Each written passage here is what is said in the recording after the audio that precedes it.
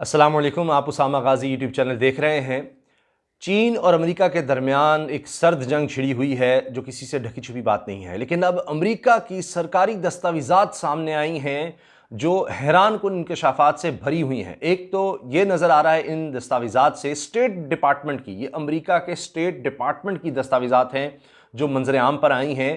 और इसमें यह बात वाज़े तौर पर नज़र आ रही है कि अमेरिका किस तरह से बदतरीन दुश्मन के तौर पर चीन को देख रहा है, बदतरीन दुश्मन के तौर पर। और यह समझ रहा है कि कुछ ना कुछ अमेरिका को करना होगा वरना चीन बाजी ले गया है।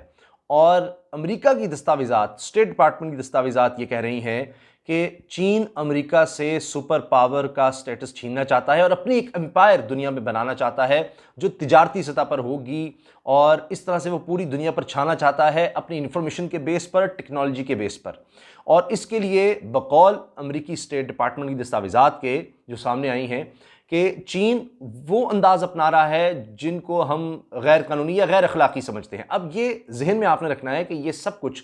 अमेरिकी स्टेट डिपार्टमेंट कह रहा है और चीन को दुश्मन कहते हुए ये कह रहा है, तो इसलिए ये सब बातें चीन के हवाले से नेगेटिव तरीके से सामने आ रही हैं। लेकिन इसमें एक बड़ी ख़ास बात यह है कि इसका जो ओवरऑल नतीजा नज़र आ रहा है, जो बातें इसमें कही जा रही हैं, वो साफ जाहिर कर रही हैं कि अमेरिका इन दस्तावेजात में तस्लीम कर रहा है कि चीन बाजी ले गया है अमेरिका से। इन दस्तावेजात में कहा जा रहा है कि मुख्तलिफ हवालों से, इंफॉर्मेशन गैदर करने के हवाले से, इंफॉर्मेशन टेक्नोलॉजी के हवाले से चीन अमेरिका से आगे निकल चुका है। वो फिफ्थ जनरेशन के लिहाज से अगर देखा जाए, टेक्नोलॉजी, जो इंफॉर्मेशन वॉर है उसमें वो आगे निकल गया है। इसकी मिसाल ये ले लीजिए, मैं तफसील पर आता हूँ, पूरी तफसील मेरे पास है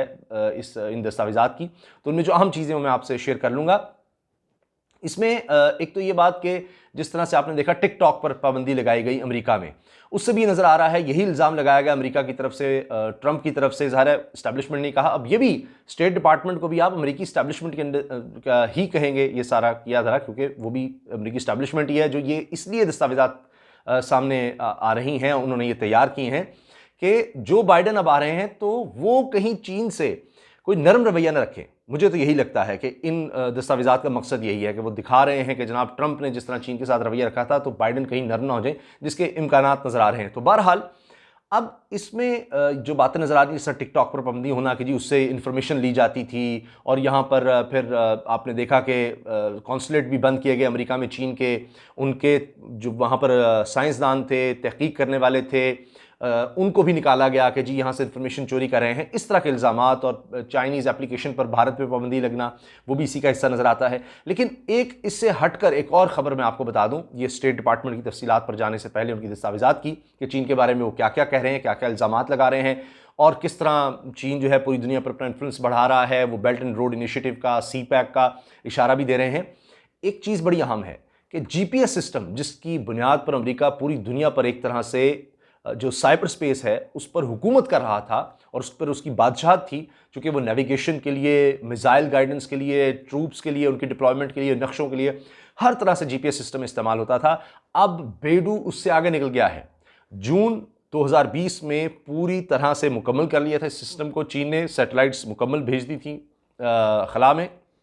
और उसके बाद अब ये कहा जा रहा है कि 195 मुल्कों में से 165 ममालिक के जो दारुल हुकूमत है, कैपिटल हैं, उनमें ये टेक्नोलॉजी मात दे चुकी है। बेडू टेक्नोलॉजी, जो जिस तरह से अमेरिका आया था ग्लोबल पोजिशनिंग सिस्टम, सैटेलाइट के थ्रू आप सब कुछ देख सकते हैं, उसके मुकाबले में बेडू चाइना की जो टेक्नोलॉजी आई उसने मात दे दी है अमेरिका को 165 ममालिक के दारुल हुकूमतों में 195 ममालिक में से। तो अब आप इसी से अंदाज़ा लगा लें, ये अब निके की रिपोर्ट है और ये इंडिपेंडेंट रिपोर्ट है जो ये सामने आई है। तो इस चीज़ का एतराफ़ अब अमेरिका भी कर रहा है।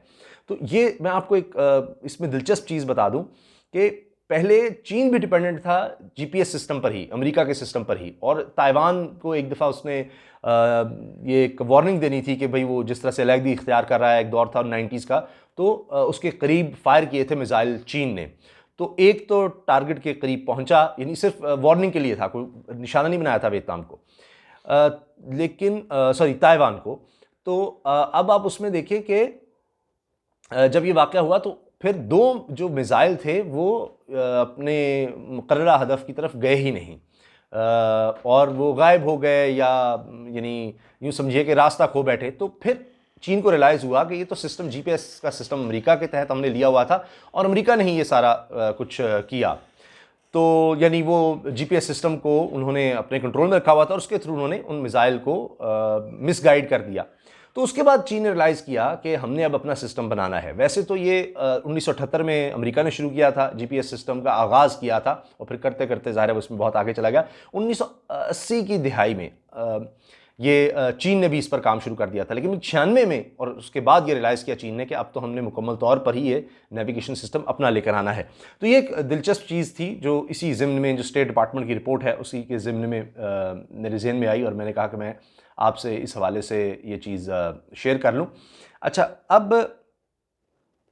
आप ये भी नोट कीजिए कि ये जो दस्तावेज़ात हैं स्टेट डिपार्टमेंट की, इनमें एक चीज़ ये कही जा रही है कि जी चीन के अंदरूनी जो मामलात हैं उसमें चीन बहुत ज़्यादा डिसिप्लिन हासिल कर चुका है और इतना ज़्यादा डिसिप्लिन कि जी चीन अपने दाखिली मामलात पर गिरफ्त मजबूत करता चला जा रहा है और चीन ने जदीद तरीके इसके लिए इख्तियार किए हैं। मिसाल के तौर पर उन्होंने जदीद टेक्नोलॉजी के इस्तेमाल से डिजिटल सर्वेलेंस का तरीका इस्तेमाल किया है और ये सर्वेलेंस एक मरबूत निज़ाम के तहत है और जिसके ज़रिए आम शहरियों या जिन लोगों का भी उन्होंने पता लगाना हो, नक़्ल हरकत पर उनकी नज़र रखनी हो, उनकी सरगर्मियों पर, वो ख़यालात पर उन पर नज़र रख सकते हैं, वो क्या देख रहे हैं, क्या बातें कर रहे हैं। तो पूरा एक निज़ाम है सर्वेलेंस का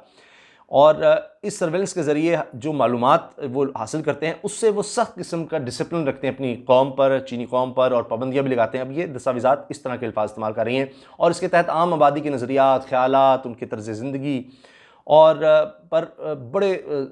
मजबूत तरीके से चीन असरअंदाज होता है और इस मकसद के लिए बहुत ही जदीद किस्म की टेक्नोलॉजी का इस्तेमाल हो रहा है, जिसके ज़रिए ना सिर्फ ये कि चीन के अंदर अपनी आबादी बल्कि आलमी सतह पर जो राय आमा है उसके बारे में मालूमात भी हासिल की जा सकती हैं और इससे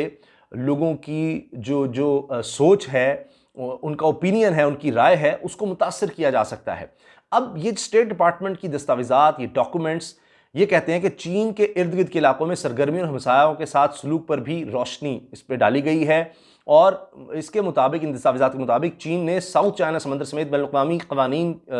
के तौर पर दिलचस्पी के हामिल और मुतनाज़ा इलाकों पर बड़े पैमाने पर अपनी फ़ौज में इजाफा किया है और इसी तरह आलमी जो राय है उसको नज़रअंदाज किया और आलमी वादों की खिलाफ वर्जी करते हुए हांगकांग में अपने मनपसंद इक़दामात भी किए हैं। अब ये दस्तावेज़ात कहती है कि चीन की खारजा पॉलिसी को इसके तौसी पसंदाना अज़ाइम की अक्कासी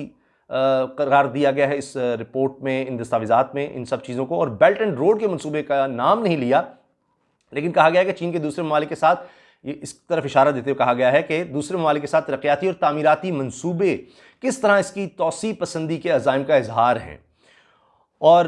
फिर ये कि जी चीन की कम्युनिस्ट पार्टी ने दूसरे ममालिक में सरमाकारी और इंफ्रास्ट्रक्चर की एक बहुत बड़ी अंडरटेकिंग ली है, वही सी पैक और बेल्ट एंड रोड इनिशिएटिव, और इसके लिए वो एक ख़ास डिप्लोमेसी के ज़रिए ऐसी मौशी पॉलिसियाँ इख्तियार कर रहा है जिसके तहत खुद मुख्तार रियासतों को अपने अंदर, अपने हिसार में, अपने काबू में लाना चाहता है और इस मकसद के लिए ज़्यादा से ज़्यादा तवज्जो दूसरे ममालिक के हुक्मरान, उनकी अशराफिया, बिजनेस शाफिया पर वो दे रहा है ताकि इस मकसद के लिए चीन की वो मदद कर सकें।